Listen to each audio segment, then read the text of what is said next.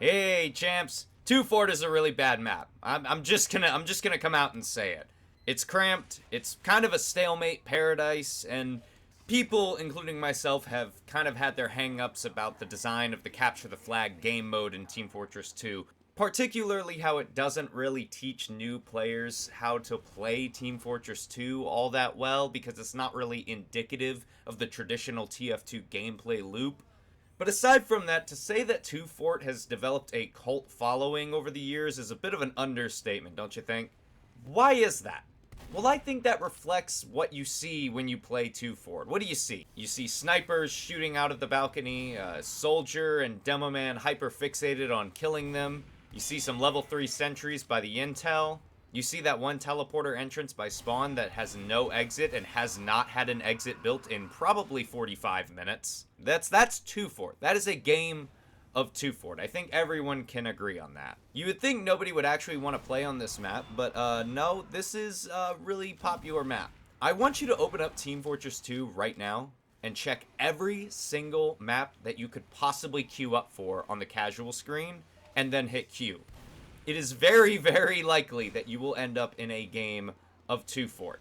People love playing on this map, and I'm not even going to lie to you, myself included. People will play on this map for hours and waste hours of their time. Myself included. I mean, I've played this map for hours and hours and hours, and yet I can probably count on one hand the amount of times that I've actually captured the intelligence. I just never do it. And no one else does it. Nobody plays the objective on 2 Fort. You're not there to play the objective on 2 Fort. You are there to experience those snipers on the balcony, to experience the spy who just installed the game, to experience the engineers camping the intel room. You are there to experience 2 Fort.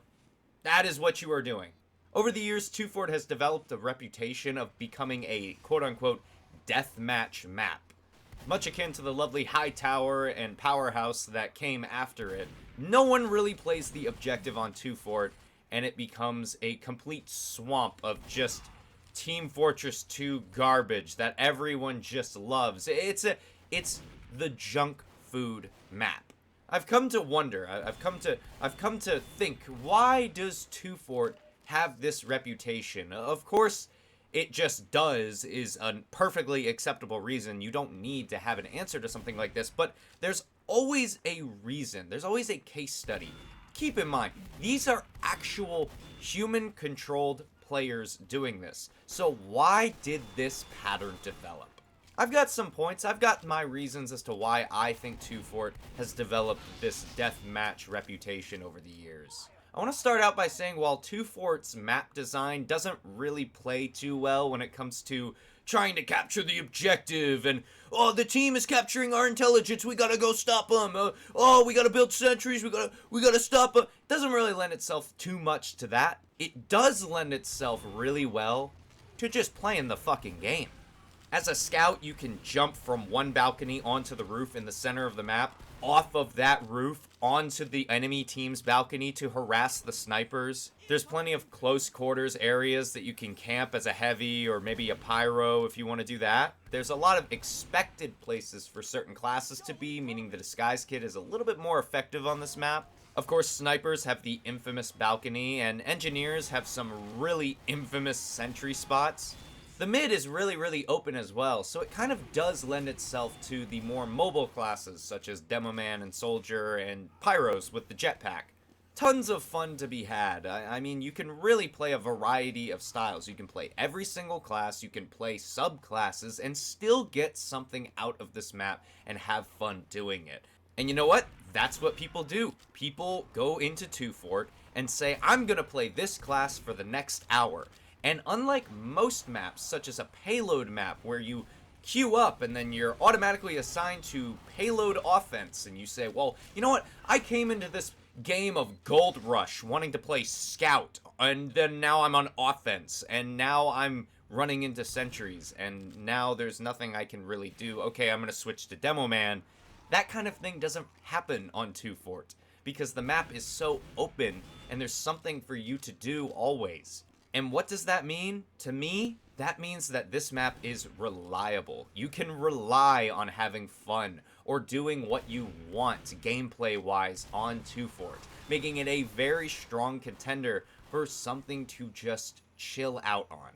Secondly, I'd like to mention the long-ass fucking round timer on 2Fort. It allows games to go on for forever, and since you know there's gonna be an engineer in both intel rooms and the teams have to capture the 3 to actually end the map, you already know that you're not gonna have to worry about getting kicked out of the game and back into this voting menu and then rejoin the server, and then look at that, half the people decided to leave, and then you gotta wait for the server to fill back up. There's none of that. The game just continues to go, which I think harkens it back to the days before matches would do that, when one round would end and then you would just immediately get booted into the next round, which was a very great way to keep people playing your game for a very long time. TF2 players nowadays don't really have to worry about that whenever they're playing on 2Fort. So the matches go on forever, but that also creates another side effect. I think that the long round times really kill any sense of urgency. Most of the time when people play 2Fort, they are, of course, not playing the objective. That is what most people do. However, there are other people who just kind of do whatever the fuck they want.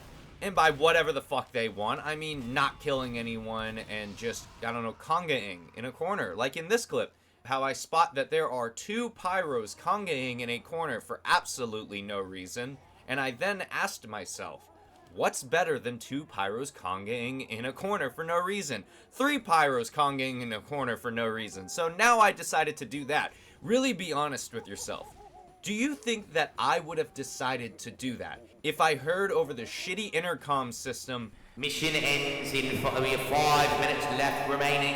I definitely wouldn't have. I definitely wouldn't have. But because I know the game's not going to end anytime soon, I know that I have time to take this little fun moment, say haha, die, kill, bind, whatever, and then just hop back on a scout and continue doing whatever I want to do, which is exactly what I did here. You don't have to try on 2Fort. You can try, and you can do good, and it will make you feel good, but you also don't have to force yourself to continuously lock into an objective like a payload card or a control point. You can just do whatever, and other players will probably also be doing whatever.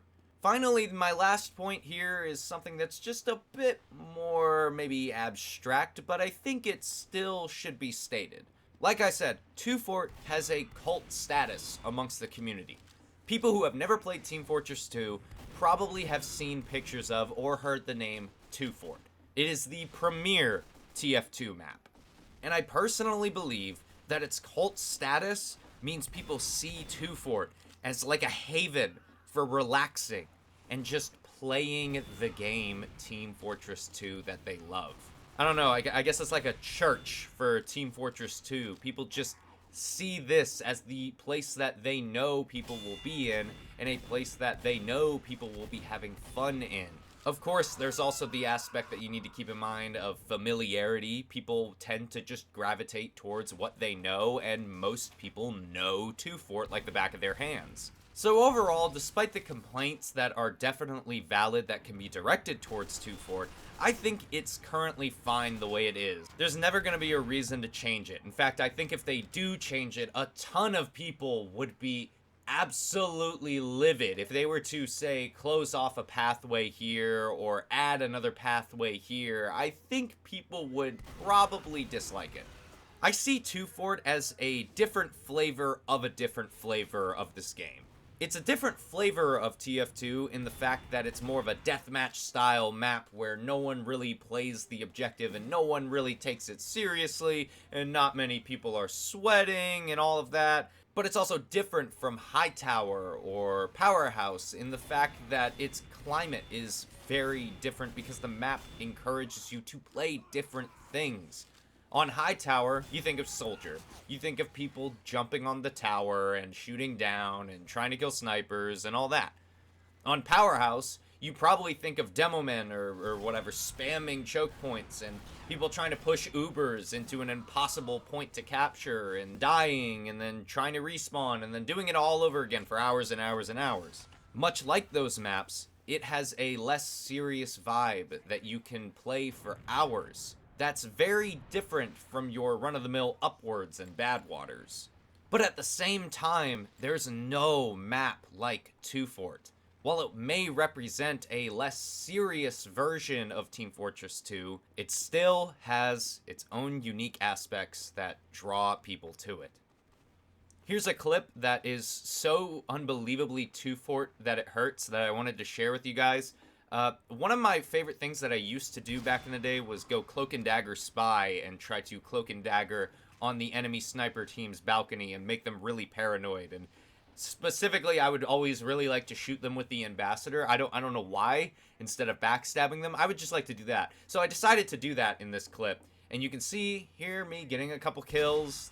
There's a kill right there. Just got it with the ambassador and all that. And you usually die for it. But over time, something magical started to happen. There just began this bond with me and the enemy snipers. These kinds of things can happen, but I just enjoy how it happened. We had a beautiful little moment here on this lip, which I ultimately decided was how I was going to end this session and this video. Stay safe out there.